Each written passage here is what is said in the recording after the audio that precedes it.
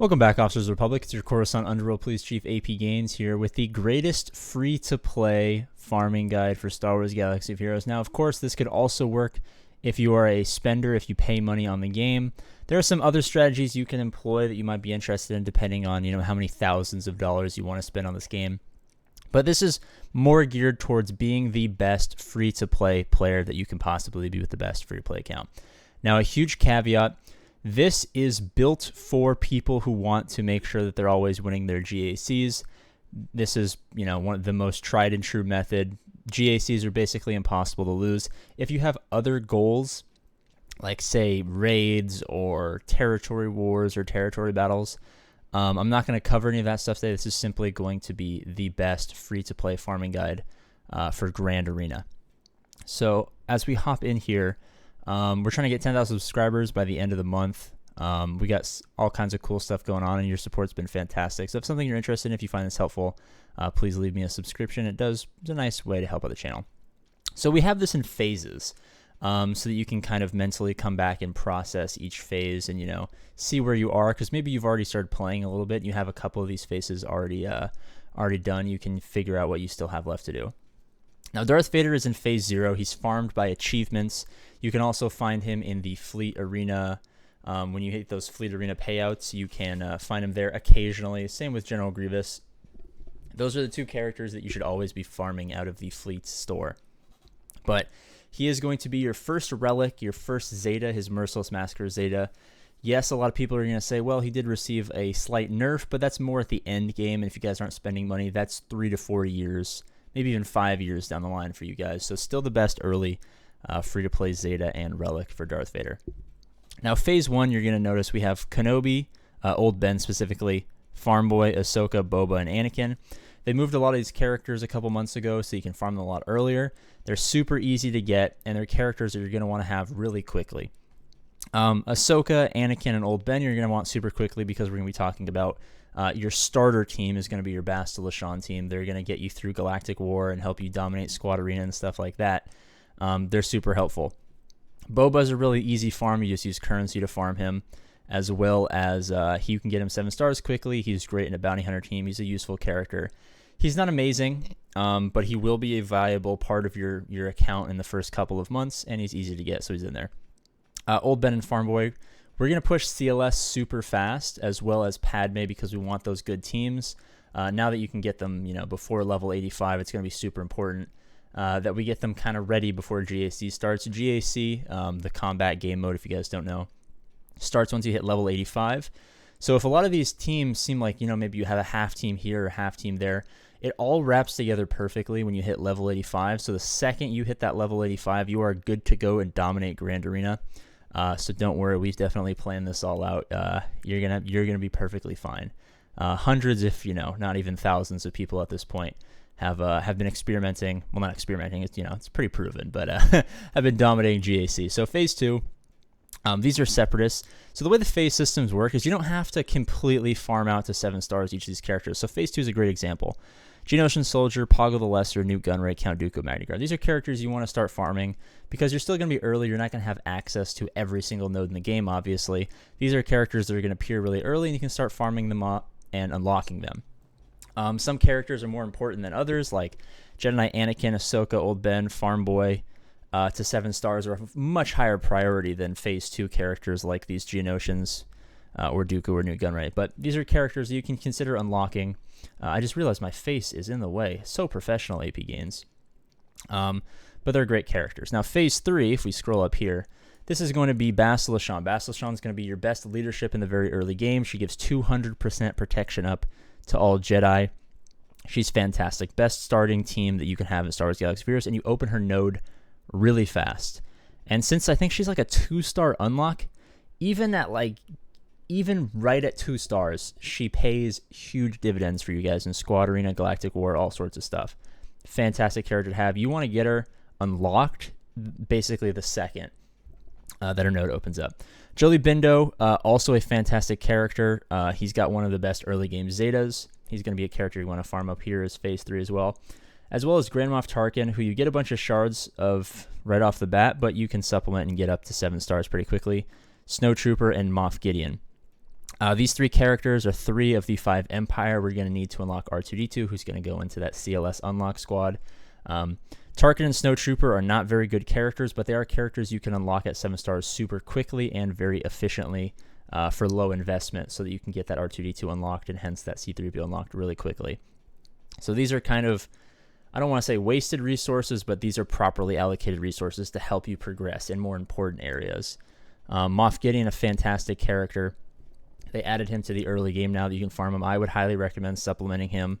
I believe he's farmed both in hard and conquest these days. Yeah, 2D on light side hard as well as 4E conquest. So definitely a character you're going to have. He's a fantastic character. I don't use him on main account because, you know, I have everything set up. But trust me, he's a fantastic character. If I had him at Relics, I'd be super happy. But, you know, I have other super important stuff because, you know, the endgame meta never really lets up, and I don't have time for passion projects. But if you're starting a new account, definitely a character you're going to want up. Phase 3, we have the other 2, the last 2 rebels for CLS. Super important we get them 7 stars as fast as possible, as well as the other Geonosians. Passively get them up to 7 stars. It's not in a huge hurry for these guys. Yes, their fleets are going to be super good once you hit level 60. Definitely don't go Malevolence over Negotiator. You're going to really regret that early game, but definitely characters you can have at 7 stars just because they're super easy to farm. You can get a lot of them passively and stuff like that.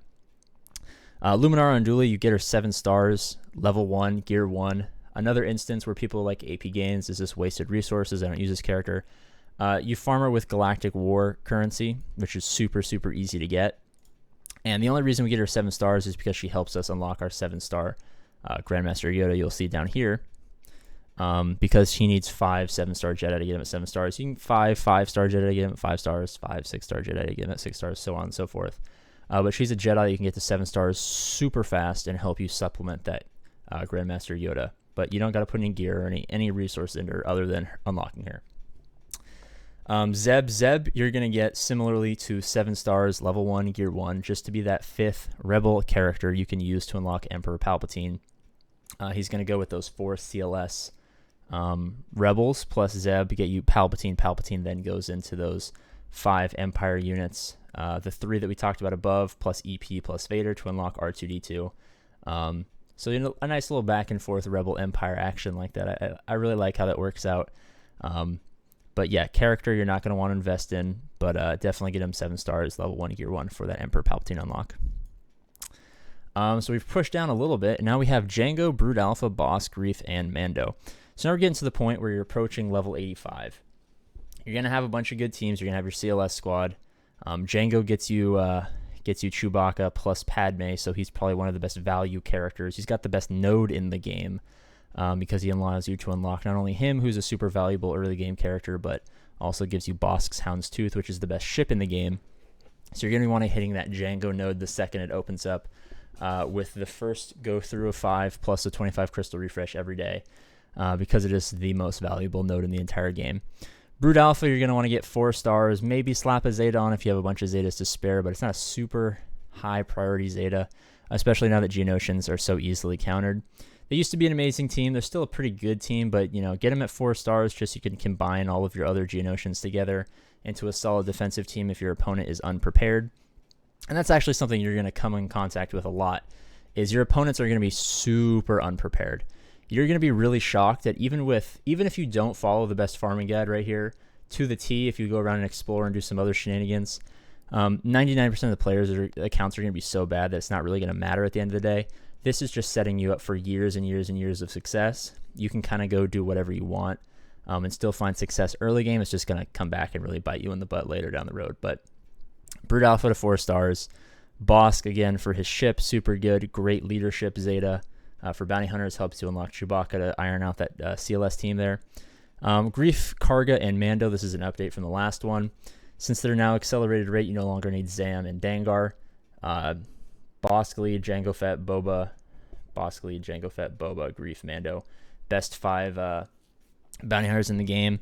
There is an argument for Aura Singh in there, but that's super endgame, and you farm her really easily, so it's nothing you guys are going to worry about at this point.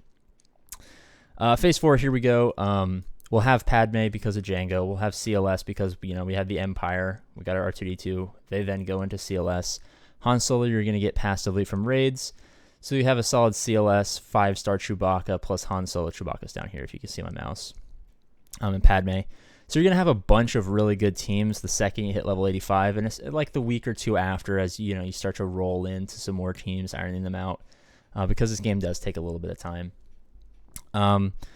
You're going to be completely pooping all over your opponent. It's going to be embarrassing how badly you beat these guys at this point once you have your core teams kind of ironed out.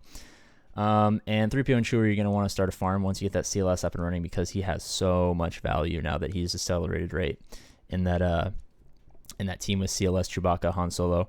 Kenobi and Traya, you passively farm up from raids. You're going to go faster, slower, depending on how good your guild is, but they're characters who you passively farm up.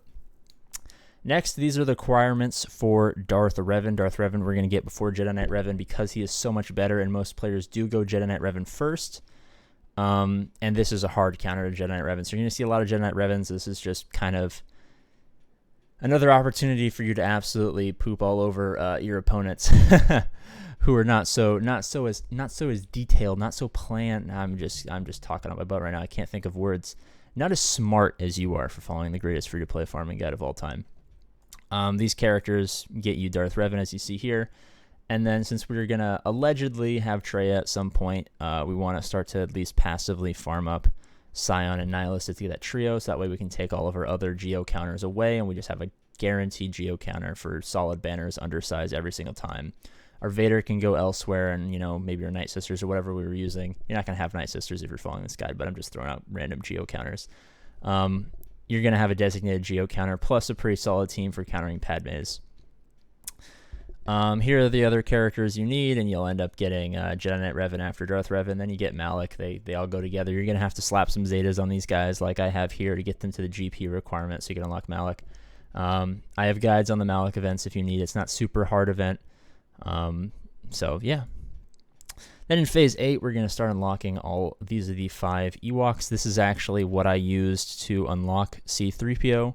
You can technically go a little bit lower on like Wicket and Low Gray, but you'll be doing it for hours unless you have like perfect RNG, which never happens. So this is the lowest reasonable gear if you want to take a mental or physical screenshot of this for later. They get you C-3PO as the 5th character to plug into that overpowered CLS team that you're going to have. Also in Phase 8, Shock T clones. Shock T you're going to need for unlocking gas, and the clones you just kind of like passively farm up because they're all farmed in shipments, except for Arc. You're going to have to eventually get through Cantina, but you're going to run into Cantina farms pretty quickly. So he's definitely a character you can pick up there. And Phase 9, the rest of the characters we need to unlock gas for the Separatist side. Then Wat Tambor is a character this will probably be a year in. It's probably about a year in. You should have at least a 4 or 5-star Wat Tambor. Grievous kind of goes with these guys for the gas unlock, and then you'll have General Anakin Skywalker. And then at that point, you'll probably be about 2.2 to 2.5 million GP, depending on if you have other stuff, depending on how good your ships are. And then currently, Kenobi is the best Geo. I don't recommend going for Sith Eternal Emperor, Jedi Master Luke, Supreme Leader Kylo Ren, or Rey. They're already not nearly as good as Kenobi or Lord Vader. And if you're starting right now, ideally you're going to get here, in about a year to a year and a half. Even JMK and Lord Vader might be obsolete at that point. So that's why I'm currently recommending Jedi Master Kenobi. His requirements are not nearly as bad as Lord Vader. Relic 8s might be easier to get in the future, but the first 4 Galactic Legends you're going to want to avoid like the plague because they're just not going to scale to the level that Kenobi, Lord Vader, or whatever the new GLs that we don't know about yet are going to be. So I've been APGAINS. Thank you guys so much for watching the greatest free-to-play farming guide of all time. Also the most tried, true, and tested, and other words farming guide. Thank you so much for all the support. Again, if you guys want a free way to help me and help the channel, dropping a like, commenting, subscribing, all that good stuff would be very much appreciated. As always, I love you guys, and I'll see you later.